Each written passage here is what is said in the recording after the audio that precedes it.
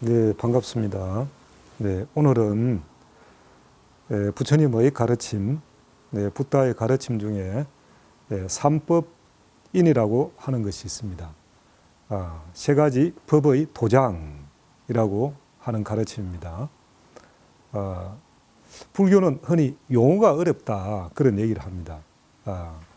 물론 불교뿐만이 아니고 그 어떤 새로운 분야든지 모든 새로운 기술 분야든지 전공 분야에서는 그 분야에 맞는 용어가 쓰이기 마련입니다. 그리고 또 그 용어들은 하나의 용어지만은 여러 가지 뜻을 중의적으로 여러 가지 뜻을 가질 수 있습니다. 예를 들어서 불교에서 법이라고 하면 법을 다름아, 진리를 법이라고도 하고 또 법이라고 하면 지금 나타나고 있는 모든 세계, 이것을 현상세계라고 합니다마는 이 현상세계를 또 법이라고 합니다. 붓다께서 말씀하신 세 가지 진리의 도장, 우리가 흔히 도장이라고 할 때 도장은 서류에 뭐 도장을 찍는다 이렇게 하면 그것은 확실한 것, 그것은 분명한 것, 그것은 결정적인 것, 이제 이런 의미가 있는 것이죠. 그래서 이 세 가지 도장, 이것은 확고한 그런 진리의 현상을 표현한 가르침이다라고 하는 것입니다. 이 삼법인은 첫째는 재행무상과 둘째는 재범무화와 세 번째는 열반적정 이렇게 되어 있습니다. 또 어떤 가르침에 보면 일체계고를 포함해서 사법인이라고 하기도 합니다. 또 재행무상과 재범무화와 일체계고를 삼법인이라 하고 열반적정을 포함해서 사법인이라고도 합니다. 그래서 여러분들도 검색을 해보거나 이렇게 찾아보면 이 삼법인에 대한 것이 조금 다르게 한쪽에서는 열반적정을 포함해서 삼법인이라 하고 한쪽에서는 일체계고를 포함해서 삼법인이라고 합니다. 물론 그 어느 쪽을 포함해서 설명하든지 간에 그 설명들은 굉장히 논리 타당하다라고 볼 수 있습니다. 그러나 조금 더 이제 깊게 이렇게 살펴보면 조금 다른 차이를 느낄 수가 있습니다. 저는 전통적으로 재행무상과 재범무화와 열반적정을 삼법인으로 보고 그렇게 해석을 해보았습니다. 재행무상과 재범무화, 열반적정은 어떻게 보면 그 인간의 의지로 또 아니면 어떤 입장에 서 있지 않는 우리 이 우주의 이 현상 세계에 있는 그대로의 모습을 표현한 것이 아닌가 그렇게 생각이 들기도 합니다. 그리고 일체계고라고 하는 것은 이것은 다분히 우리가 의식적인 측면, 인간이라고 하는 그 입장에서 보았을 때, 그리고 인간의 삶이라고 하는 그 변화하는 그 삶에 대한 그 해석적인 측면을 보았을 때 고라고 하는 것이 포함될 수가 있을 것입니다.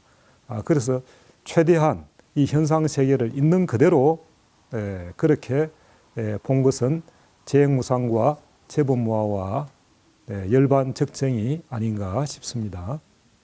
자, 먼저 재행무상에 대해서 알아보겠습니다. 재행무상은 재행이라고 할 때 이때 행할 행자를 씁니다마는 이때 재행이라고 하는 것은 모든 것, 또 모든 것, 모든 현상, 또 우주 전체를 포함할 수 있습니다. 나의 몸부터 나의 감정, 그리고 생각, 의지, 부터 해서 바깥에 보이고 들리는 모든 물질들, 이런 모든 것들이 무상하다, 항상 하지 않다라고 하는 것이죠. 우리가 항상 하다라고 하는 것은 변함없다. 항상 하다라고 하는 것은 처음과 중간과 그 끝이 이 변함없이 일관되게 동일할 때 우리가 항상하다, 또 항상성을 가진다 이렇게 말을 합니다. 그러나 잘 살펴보면 이 우주에는 항상한 것이 없죠. 쇠라 해도 그 쇠가 만들어졌다 그러면 그 쇠는 반드시 녹도설고 변화하고 또 땅에서 나왔으니까 결국은 또 땅으로 이렇게 자연으로 돌아갑니다. 자, 이 재행무상의 가르침에 대해서 부처님께서는 어떻게 말씀하셨느냐? 부처님께서 쌍유타 니까야에 말씀하시기를, 자, 그 제자와의 대화입니다. 세존이시여 무엇을 무상이라 합니까? 나타야 우리의 몸은 변한다. 우리의 느낌은 변한다. 우리의 생각은 변한다. 우리의 의지는 변한다. 우리의 인식은 변한다. 나타야 이같이 관찰해서 일체를 떠나라. 일체를 떠나면 탐욕이 없어지고 탐욕이 없어지면 해탈할 수 있다. 해탈한 그때 미혹한 삶은 끝난다.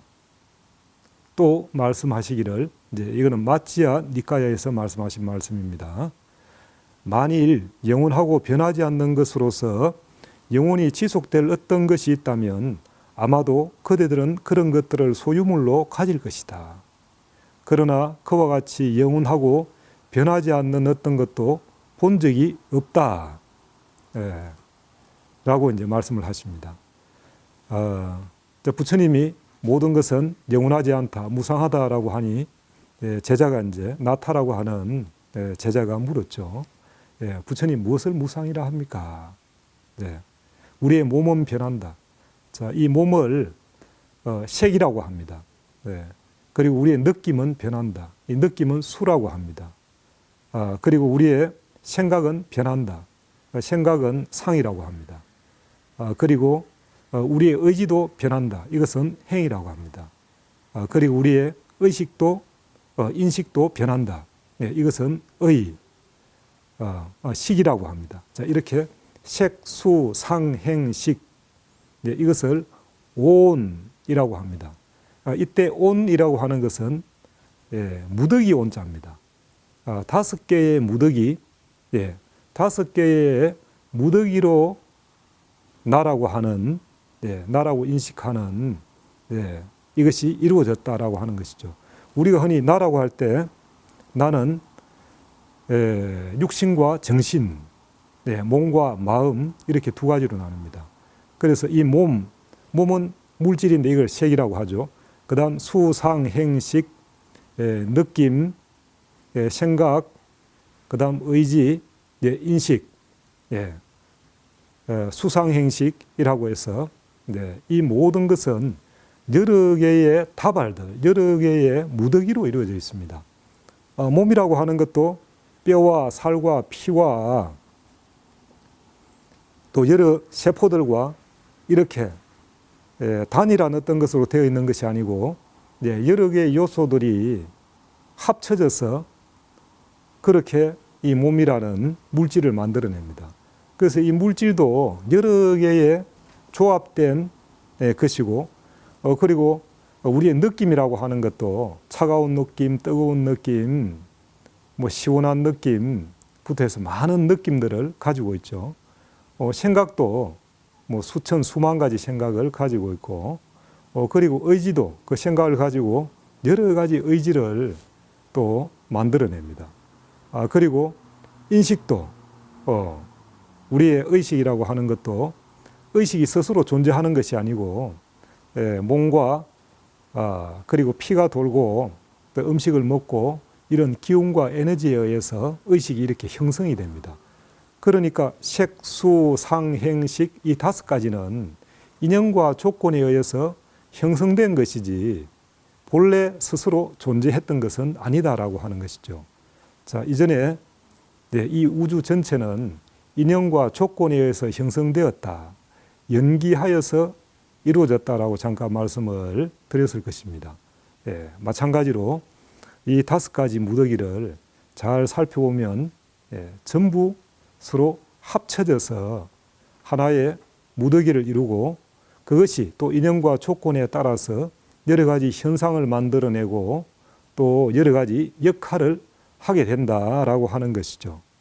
자, 그래서 부처님께서는 자, 우리 이 몸, 그리고 정신, 나라고 인식하는 나라고 하는 그 대상이 결국 이 5개의 무더기로 이루어져 있고, 그래서 하나하나 분석을 해가 보면 결국에는 변하지 않는 어떤 실체, 그것을 아트만이라고 합니다. 그 아트만은 실제하지 않는다라고 하는 것입니다. 그러나 우리가 이런 본질에 대해서 무지하면 변하지 않는 몸과 변하지 않는 정신과 또 그런 것을 추구하게 되죠. 그래서 늙지 않으라 하고 그리고 또 죽지 않으려 하고 이렇게 자연 현상 그 자체를 우리는 그것을 거부할 수 없는데 그것을 거부하려 하고 또 영원히 존속시키고자 온갖 노력과 또 여러 가지 망상을 부립니다. 그래서 우리가 지금 현재 평균 수명이 좀 늘어났다 해도 뭐 우리가 200살까지도 못 살죠.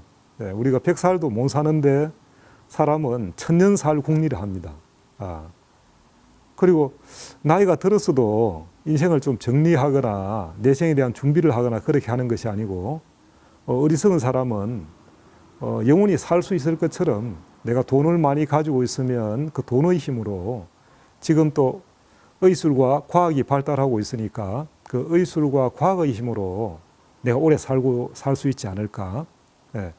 그리고 또 어떤 사람은 잘못된 이념이나 종교나 그런 가르침에 빠져서 영생을 추구하거나 그렇게 하는 사람들도 있습니다만 부처님 말씀대로 인연과 조건에 의해서 형성된 것은 인연과 조건이 다하면 변하여 가고 또 소멸해 간다. 그러나 변하고 소멸했다라고 해서 영원히 없어진 것이 아니고 소멸했다가 그것이 또 인연과 조건이 되면 또 생성이 되는 것이죠. 이렇게 끊임없이 순환합니다. 봄, 여름, 가을, 겨울 이렇게 순환하듯이 우리의 생명도 생로, 병사, 또 생, 노병사 이렇게 계속 변화하고 순환하는 것이죠.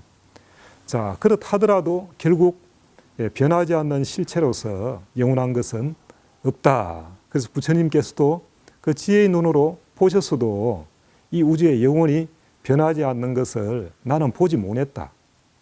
그렇게 말씀을 하십니다. 그래서 붓다의 이 깨달음, 재행무상이라고 하는 이 진리에 대한 정확한 인식, 그것은 뭐 하늘에서 뚝 떨어지거나 특별한 것도 아니죠. 다만 우주의 본질과 현상이 그러한 것인데 늘 변하고 영원한 것이 없는데 인간의 욕망에 의해서 인간의 무지에 의해서 그런 것을 소유하려 하거나 추구하려 해서 또 그것이 뜻대로 되지 않으면 화도 나고 또 우울해지고 괴로움에 빠지게 되는 것입니다. 우리는 뭐 역사를 통해서도 수많은 그러한 것을 보아왔죠. 뭐 일례로 중국을 최초로 통일한 진나라의 시황제라고 하는 사람은 영생을 추구했죠. 그러나 영생을 추구했지만 시황제가 몇 살까지 살았느냐? 40살 겨우 살았을 것으로 그렇게 알고 있습니다. 시황제 50살도 못 살았습니다. 지금 현재의 나이로 보면 굉장히 적은 나이죠. 이렇듯 모든 것은 변한다. 영원한 것은 없다. 그리고 변하기 때문에 계속 또 새로운 창조도 있다. 그래서 이 무상을 우울하거나 또 무상을 부정적인 요소로 보지 말고 무상은 변화하는 것이다. 무상 그 자체에는 긍정과 부정의 뜻이 전혀 없다라고 하는 것입니다. 모든 것의 본질이 그러할 뿐이다 라고 하는 것을 부처님께서 첫 번째 법의 도장으로 그렇게 말씀을 하셨습니다. 두 번째 법의 도장은 제법 무아입니다. 이때 제법이라고 하는 것은 예, 재행과 마찬가지로 모든 것, 네, 모든 것이니까 우주 전체를 얘기하겠죠. 우리가 우주라고 하든지 자연이라고 하면 여기는 예외가 없습니다. 우리가 인위와 자연을 나누지만 네, 우리 지구에서 인위와 자연을 나누죠. 그러나 지구 밖에서 보면 어떻겠습니까? 인이라는 개념도 자연, 거대한 자연의 그 개념 속에 포함되는 것이죠. 자, 재본무화, 모든 것에는 네, 무화, 변하지 않는 실체가 없다라고 하는 것입니다. 이때 아학하는 것은 한자로는 물론 나자를 씁니다. 그러나 이때 나라고 하는 것은 비단 나라고 하는 개인을 의미하는 것이 아니고 세상 모든 존재 각각, 산이면 산, 들이면 들, 바다, 나무, 돌, 사람, 동, 식물, 모든 것, 모든 것 명명할 수 있고 이름 붙일 수 있고 어떤 실체화된 모든 것에는 변하지 않는 실체, 나라고 하는 것이 없다. 그것을 이때 아라고 하는 것을 바로 아트만, 변하지 않는 실체를 얘기합니다. 자, 부처님께서는 상유타 니까야에서 이렇게 말씀하십니다. 물질은 거품 덩어리 같고 느낌은 물거품 같고 생각은 아지랑이 같고 의지는 파초 둥치 같고 의식은 마술과 같다. 이와 같이 태양의 후예가 가르치셨네. 그러나 천천히 관찰하고 주의 있게 조사하여 보면 그것은 비어있고 실속이 없는 것이네. 부지런한 정진력으로 이와 같이 오온을 관찰하여야 한다. 낮이든 밤이든 깨어있으라. 모든 속박을 끊어버리고 자기 자신을 의지처로 삼으라. 부처님이 이렇게 말씀하셨습니다. 자, 물질, 이때 물질이라고 하는 것은 바로 몸을 얘기합니다. 이 몸은 거품 덩어리 같고 이 몸에서 느껴지는 느낌은 물거품 같고 생각은 아지랑이 같고 그리고 의지는 파초 퉁치 같고 의식은 마술과 같다. 자, 이때 거품, 물거품, 아지랑이, 이때 파초 퉁치라고 하는 것은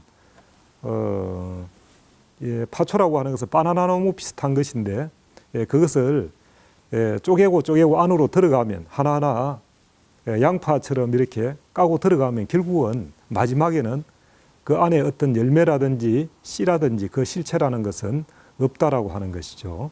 그리고 의식은 마술과 같다. 어떤 환영과 같다. 이와 같이 태양의 후예가 가르치셨네라고 말씀하십니다. 자, 이렇게 모든 것은 영원한 어떤 상태로 고정되어 있거나 계속 유지되는 것이 아니고 그것이 형성될 때도 어떤 인연과 조건에 의해서 형성되었듯이 그것은 또 인연과 조건에 의해서 변화합니다. 변화하고 결국에는 또 본래의 자리로 돌아가는 것이죠. 우리 사람도 죽으면 돌아가셨다라고 이렇게 표현을 합니다. 본래 자연에서 왔다가 또 자연으로 돌아가니 그런 것이죠. 이렇듯 이 오온이 결국에는 그 변하지 않는 실체 그것이 없다라고 하는 것이죠. 자, 앞에 재행무상과 재본무화는 근본적으로 보면 같은 것입니다. 다만 어떤 입장에서 바라봤느냐에 따라서 조금 말을 달리할 수 있는 것이죠. 무상하다라고 하는 것은 시간적인 관점, 우리가 시간이라고 하는 것도 어떻게 형성이 되느냐 하면 모든 것이 계속 변화하지 않는다라고 하면 과연 시간이 존재할까요? 우리가 봄, 여름, 가을, 겨울이라고 하고 세월이라고 하는 것은 물질이 변화하기 때문에 그 변화의 과정을 우리는 시간이라고 이렇게 명명을 합니다. 그렇게 이름을 붙이는데, 자, 무상의 관점은 이런 시간적인 관점에서 본 것이고, 재본무화라고 할 때 이 무화의 관점은 실체라는 관점에서 바라본 것입니다. 그래서 영원히 변하는 것이 없다? 그러니까 무상과 무화는 다른 게 아니죠. 계속 변화하니까 영원히 변하지 않는 근본적인 것은 없겠죠. 그리고 또 영원히 변하지 않는 실체가 없으니까 어떻습니까? 계속 머물지 않고 계속 진행형이죠. 예, ing, 계속 진행형입니다. 자, 이렇듯 모든 것이 변화하는데 마찬가지로 우리는 변화를 싫어하고 현재 이대로의 모습으로 젊고 싱싱하고 활발하고 생명력이 넘치는 이런 모습으로 있으면 좋겠다. 그러다가 이제 주름살도 생기고 늙고 또 기운이 없어지면 병도 들게 되고 이제 이렇게 되면 우리는 우울해집니다. 나이가 들어도 근심이 없고 나이가 들어도 오히려 원숙해지고 잘 늙어가는 사람이 있는가 하면 잘 익어가는 사람이 있는가 하면 나이가 들으면서 좀 추해지고 두려워하고 어떤 사람은 욕심에 노추, 늙어서 추해진다. 또 그런 사람도 있습니다. 그것은 왜 그런가 하면 나이가 들어갈 때 변화하는 것을 그대로 수용해야 되죠. 우리가 뭐 자연을 이길 수가 있겠습니까? 세월을 뭐 돈으로 막겠습니까? 힘으로 막겠습니까? 권력으로 막겠습니까? 그것은 우리가 그 변화를 수용해야 되는데 그것을 수용하기 싫다. 젊고 싱싱할 때와 비교하고 내가 잘 나갈 때와 비교하고 내가 높은 자리에 있을 때와 비교하고 많이 가졌을 때와 비교하고 그렇게 함으로써 스스로가 우울해지고 또 비참해지고 근심과 걱정, 한탄 속에 빠지는 것입니다. 자, 그래서 우리는 무상을 있는 그대로 바라보아야 된다. 또 그 무상을 있는 그대로 수용해야 된다. 그대로 수용이 되면 거기에서는 고라고 하는 것은 발생하지 않습니다. 우리가 늙는다고 해서 고가 아니고 병든다고 해서 고가 아니고 죽는다고 해서 고가 아닙니다.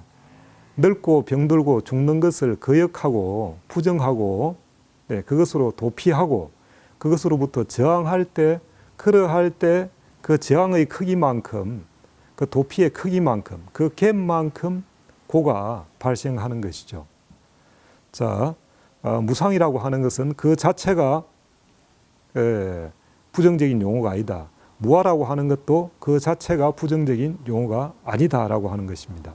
우리는 흔히 내가 있어야 된다. 또 내 주장이 있어야 된다. 내 신념이 있어야 된다. 또 나의 것이 있어야 된다. 라고 이렇게 주장하고 살지만 잘 살펴보면 그러한 경향성이 강할 때 그 경향성이 강한 만큼 그것으로부터 묶입니다. 소유로부터 묶이고 자기의 주장으로부터 묶이고 자기 신념으로부터 묶이고 그래서 스스로 자유스러워지지 못하는 것이죠. 그래서 부처님의 가르침은 무엇을 특별히 새롭게 만들어서 그것으로부터 안전하고 보호받고 영생을 추구하고 고로부터 멀어지고 이런 것이 아닙니다. 붓다의 가르침은 사물의 본질을 있는 그대로 직시하는 것입니다. 있는 그대로 볼 때, 그럴 때 우리가 문제를 문제 그대로 바라볼 때, 그랬을 때 거기에 대해서 우리가 대처할 수 있고 또 그 현상만큼 거기에 대처하면서 우리가 또 변화할 수 있고 그러면서 고를 만들지 않는 것이죠. 물론 도인도 감기도 걸릴 수도 있고 또 넘어질 수도 있고 또 까르마가 있으면 교통사고도 날 수가 있습니다. 그러나 그 업이 일어났다라고 해서 그것을 고라고 하지 않습니다. 그 업이 현상이 일어났을 때 그것을 어떻게 해석하느냐. 도인도 늙어가죠. 부처님도 늙어가셨고 또 나이 드셔가는 소소한 그런 뭐 병들은 소소하게 있습니다. 그리고 결국은 이 육신은 또 부모로부터 받았으니 80년 동안 사시고 또 돌아가시게 되죠. 이런 자연적인 흐름은 도를 깨달았다, 진리를 알았다, 붓다가 되었다라고 해서 영원히 육신을 가지고 머무르거나 변하지 않는 실체가 있지 않다라고 하는 것이죠. 그래서 붓다의 삶 자체가 무상을 있는 그대로 보여주고 무아를 있는 그대로 보여준 것입니다. 자, 모든 현상에 변하지 않는 실체는 없다. 그리고 모든 현상에 고정된 정체성, 나라고 했죠. 그것은 없다. 자, 여기에서 하나 우리가 잘 아셔야 될 것은 실체가 없다라고 해서 작용이 없다. 이렇게 잘못 알면 안 됩니다. 우리가 실체는 없어도 그것이 인연 조건이 되면 끊임없이 변화하면서 어떤 역할을 하고 작용을 합니다. 자, 우리가 물이라고 할 때 물은 물로 고정되어 있지 않죠.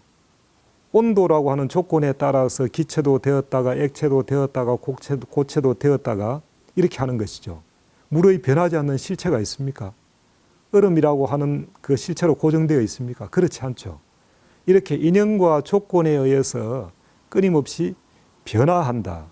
그래서 실체는 없으나 작용을 한다. 이것을 한문으로는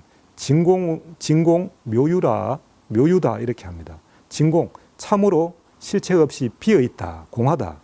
그러나 묘하게도 인연과 조건이 되면 수만 수천의 온갖 작용을 다 나타낸다. 자, 이 우주 전체는 요 한 단어로 완벽하게 설명할 수 있습니다. 진공, 묘유, 실체는 없으나 작용은 있다라고 하는 것이죠. 실체가 없다라고 해서 작용이 없다. 공하다라고 해서 아무것도 없다. 네, 그런 것이 아닌 것이죠. 불교의 인도에서 일어난 그 공의 가르침이 이제 중국으로 오면서 이것이 이제 무로 바뀝니다. 중국은 이미 도교가 있었기 때문에 그 도교의 틀 속에서 불교를 재해석하게 되죠. 그래서 그것을 이제 격의불교라고 합니다. 하나의 도교라는 격 속에 불교를 집어넣었다라고 하는 것이죠. 그래서 불교의 공사상이 중국 도교로 오면서는 중국으로 오면서는 중국화되면서 이제 무로 이렇게 바뀝니다. 그래서 자칫 이제 오해를 불러일으키기도 합니다만은, 자, 본래의 가르침은 아무것도 없다, 무라고 해서 아무것도 없다, 그것이 아니고 실체가 없다. 그러나 인연과 조건이 되면 인연과 조건만큼 더도 아니고 덜도 아니고 그만큼 작용을 하게 된다. 자, 우리가 흔히 죄는 미워하되 사람은 미워하지 마라라고 했습니다. 자, 우리가 죄인이 따로 있고 선한 사람이 따로 있는가 하면 선한 사람도 실수를 하거나 고의적으로 욕망에 눈이 멀거나 해서 죄를 지으면 죄인이 됩니다. 도둑놈이 따로 있는 것이 아니고 선한 사람도 욕망에서 도둑질을 하거나 사기를 치면 도둑놈도 되고 죄인도 되고 사기꾼도 되고 또 고의든 또 의도적이든 사람을 죽이게 되면 또 살인죄를 가지게 되는 것이죠. 자, 이렇게 실체가 없으나 그 인연과 조건, 그 작용만큼, 역할만큼 분명한 인과가 있죠. 그래서 죄라고 하는 그 실체는 없지만은 그것을 지은 사람만큼의 그 인과가 분명하죠. 복의 실체는 없습니다만은 복을 지은 사람의 인과만큼 그것은 분명하게 작용을 합니다. 그래서 이런 인과에 대한 뚜렷한 인식이 없을 때 우리는 잘 사는 사람을 괜히 미워하거나 저 사람은 나보다 못났는데 왜 저렇게 잘 살까 이렇게 시기 질투하게 되고, 또 인과에 의해서 그 사람이 죄를 지을 수밖에 없는 환경이 되면 그 사람은 어떤 환경에 의해서도 죄를 지을 수 있습니다. 그러나 저 사람은 절대 나쁜 사람이야, 저 사람은 변하지 않는 악인이야, 이렇게 또 낙인을 찍을 수 있습니다. 그러나 죄인도 선한 행을 하면 착한 사람이 될 수 있고 악한 사람도 무지하고 욕망에 떨어지면 죄인도 될 수 있는 것이죠. 자, 이렇게 모든 것은 그 변하지 않는 실체가 없다. 사람이든 자연이든 모든 것은 끊임없이 변화하고 그 인연과 조건에 의해서 여러 가지 현상을 인연과 조건만큼 뚜렷한 인과로 나눈다라고 하는 것입니다. 세 번째 법의 도장은 열반 측정입니다. 열반은 많이 들어봤죠. 열반은 니르바나. 서양의 지금은 해체됐지만 미국의 유명한 락 그룹 중에서도 너바나, 니르바나가 있었습니다. 열반이라고 하는 것은 너바나, 니르바나의 음사입니다. 그 음을 그대로 한문으로 옮기다 보니까 그것을 열반이라고 했습니다. 그리고 열반 척정이라고 했습니다. 척정은 고요하다, 평온하고 고요하다. 또 다른 말로 이제 뭐 스님이 돌아가시거나 그랬을 때 정멸에 들었다라고 그런 표현을 하기도 합니다. 자, 부처님께서는 이 열반 적정에 대해서 상유타 니카에서 이렇게 말씀하셨습니다.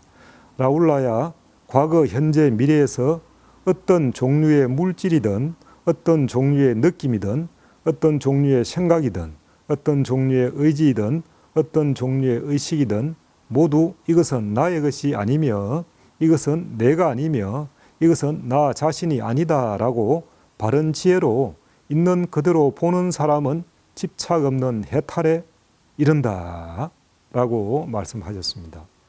자, 우리가 흔히 열반에 든다, 깨달음을 얻는다라고 하면 그것은 특정한 어떤 상태, 또 늘 기쁘고 행복한 어떤 기분, 느낌, 자, 이런 것으로 우리가 열반을 이해하는 경우가 많이 있습니다. 그러나 부처님께서는 부처님의 아들이셨던 아들인 나우라한테 그렇게 얘기하죠. 과거, 현재, 미래에서 어떤 종류의 물질이든 느낌이든 생각이든 의지든 인식이든 색수, 상행식, 과거, 현재, 미래를 통틀어서 그 어떤 것에도 진정한 변하지 않는 나라고 하는 것은 없다. 진정한 내가 없는데 진정한 나의 소유라고 하는 게 있겠습니까? 우리는 흔히 내 몸도 내 것이고 남편도 아들, 딸도 그리고 나의 재산에 소속된 동산, 부동산도 나의 소유라고 합니다. 그러나 본질의 입장에서 보면 우리가 영원히 소유할 수 있는 것은 그 어떤 것도 없습니다. 잠깐 소유한 듯한 인연이 지어졌으니까 몸도 이렇게 움직이고 활용하고 또 집도 차도 그리고 재물도 또 인연들도 그렇게 활용하고 더불어서 함께 살아가는 것입니다. 그래서 잘 살펴보면 진정한 소유가 있는 것이 아니고 관리할 뿐인 것이죠. 그러니까 소유와 관리는 엄연히 다른 것이죠. 소유는 계속 가지고 있는 것이고 관리는 그때그때 필요에 따라서 활용한다라고 하는 것이죠. 그래서 우리가 소유의 마음으로 바라볼 것인가 관리의 마음으로 바라볼 것인가에 따라서 우리의 마음 상태와 행복의 척도가 굉장히 달라집니다. 모든 것을 소유 기준으로 보면 어떻게 했습니까? 끝없이 소유하고 소유를 많이 하면 할수록 뭔가 안정되고 뭔가 완벽하고 행복도 더 클 것이라 이렇게 생각하겠죠. 그러나 잘 살펴보면 전 세계에서 최고 부자가 됐다고 해서 최고 행복한 것도 아니고 또 가장 높은 자리에 있다, 대통령이다라고 해서 또 가장 행복하고 편한 것도 아닙니다. 자, 이렇게 또 내가 잘생겼다, 예를 들어서 잘생겼다라고 해서 영원히 잘생기거나 그러지 않죠. 뭐 아무리 잘생긴 사람도 시간 지나면 주름살이 늘게 되고 피부도 탄력을 잃고 또 살아가다가 어떤 변화에 의해서 뭐 사고 나거나 이렇게 하면 그 모습도 변하게 되죠. 자, 이렇게 영원히 소유할 수 없고 영원히 변하지 않는 것이 없다라는 인식을 바르게 가질 때 그때 때와 장소에 맞게끔 그것을 잘 활용하고 또 활용하고 나서는 집착을 버리고 그것이 과거이든 이런 시간에 관계된 것이든 소유에 관계된 것이든 적재적소에 때와 장소에 따라서 잘 활용하고 인연이 닿으면 또 보내줄 때는 잘 보내줘야 되는 것이죠. 그래서 우리가 사랑하는 사람이 있다라고 해서 결혼할 때는 우리가 한날 한시에 죽자라고 하지만 실제로 그래 되지가 않죠. 그래서 누가 배우자가 먼저 불의의 사고나 아니면 세상과 인연이 닿아서 자연사한다. 돌아가셨을 때는 아무리 사랑했던 사람이라도 보내줘야 되죠. 아름다운 이별을 해야 되는데 그 사람을 잊지 못해서 나는 그 사람이 아니면 안 된다. 그렇게 되면 잘 살펴보면 사실은 그 사람에게 굉장히 의지했고 또 말이 좋아서 의지지 굉장히 집착했다라는 것을 알 수가 있습니다. 의지와 집착이 없으면 고는 발생하지 않습니다. 사람이든 재물이든 명예든 인기든 내가 거기에 집착한 만큼 그것이 내 뜻대로 되지 않을 때, 그것이 부재가 될 때 그 부재의 공백만큼 고 괴로움이 발생하는 것이죠. 자, 그래서 이 열반적정은 재행무상과 재범무화를 그대로 알면 자연스럽게 이 열반적정의 이치를 깨닫게 되는 것입니다. 열반이라고 해서 특별한 상태가 따로 있는 것이 아니고 재행무상과 재범무화를 바르게 알아서 내가 마음을 잘 쓰고 또 크게 집착을 일으키지 않고, 크게 집착을 일으키지 않으면 욕심이 없기 때문에 또 크게 성내고 이렇게 분노 일으킬 일이 없는 것이죠. 그렇게 살면 그게 지혜로운 삶이고 또 자기의 분수에 맞는 삶이고 그것이 자기 분수에 맞는 행복한 삶으로 되는 것입니다. 그러나 많이 소유하려 하고 비교하고 또 영원히 변하지 않으려 하고 이제 이러다 보면 이 세상의 이치는 가만히 정지해 있는 것이 아니고 끊임없이 인연과 조건에 의해서 변화할 수밖에 없는 것이기 때문에 그것을 수용하지 못하면 거기에서 수많은 괴로움이 발생하는 것입니다. 성경에서도 나와 있듯이 솔로몬 왕은 수십 명의 처첩을 거느리고 1설에는 70여 명, 그리고 거대한 왕국과 수많은 그런 제후들과 물질로 보나 또 인연으로 보나 모든 것을 다 갖춘 사람이죠. 근데 솔로몬 왕이 그렇게 얘기합니다. 헛되고 헛되며 헛되고 헛되도다. 헛되다라는 말을 4번 이렇게 합니다. 그래서 물론 솔로몬 왕이 모든 것을 다 가져봤지만은 결국은 늙음도 피할 수 없고 그리고 사랑하는 사람도 인연이 닿으면 떠나갈 수도 있고 죽을 수도 있고 그렇게 될 수도 있고 또 나이를 들고 보니까 나는 젊고 싱싱하고 또 영원히 왕이 될 수 있을 것 같았는데 시간 지나고 보니까 죽음이 닥쳐오고 그 죽음 앞에서는 그 어떤 것도 소유할 수 없고 가져갈 수 없다라는 것을 알았던 것이죠. 그 솔로몬 왕이라 그러면 지혜의 대명사 아닙니까? 그 정도 지혜로운 사람이니까 그 사실을 깨달았던 것이죠. 물론 젊었을 때부터 충분히 알았으리라고 그렇게 봅니다만은 헛되고 헛되며 헛되고 헛되도다 이렇게 얘기할 때는 그것은 바로 무상을 얘기한 것인데 물론 약간 부정적인 용어로 썼습니다만은 이때 본래의 무상이라는 의미는 부정적인 용어가 전혀 아니다. 봄, 여름, 가을, 겨울 변화합니다. 봄은 봄대로 또 의미를 부여하면 의미가 있고 아름답고 여름은 여름대로 가을은 가을대로 겨울은 겨울대로 우리가 어릴 때는 어린 때대로 성장해서 청년기는 청년기대로 또 장년기는 장년기대로 또 원숙한 노년기는 노년기대로 얼마든지 거기에 맞게끔 우리가 잘 수용하고 함께 더불어 살아가면 인생이 활력이 넘칠 때는 활력이 넘친 대로 의미가 있고 또 힘이 좀 빠지고 그럴 때는 힘은 육체적인 힘은 빠지지만은 젊었을 때의 그 경험과 그 원숙함과 그것으로 훨씬 더 지혜로워지죠. 훨씬 더 포용력과 수행력도 커지고 또 덕스러워지기도 하는 것입니다. 자, 본래 이 우주에 영원한 것은 없다. 모든 것은 변한다. 재행무상. 그리고 그 변하는 것 속에 또 변하지 않는 실체라고 하는 것은 없다. 재범무화. 이렇게 정확하게 알면 바로 모든 고로부터 벗어난다. 열반적정이라고 하는 것입니다. 자, 여기 하나 더 보태서 일체계고 이렇게 하면 사법인이 되는데 자, 이때 일체 계고의 의미는 사성제에서 나와 있듯이 고성제, 이 우리 인생은 고다. 그 고의 원인이 바로 집착과 무지이다. 무지로 인한 집착이다. 라고 그렇게 말씀했습니다. 자, 이때 일체 계고의 의미는 인간이라는 입장, 그리고 우리가 보통 진리를 알지 못할 때에 범부적 입장에서 바라봤을 때에 고가 일어난다. 네.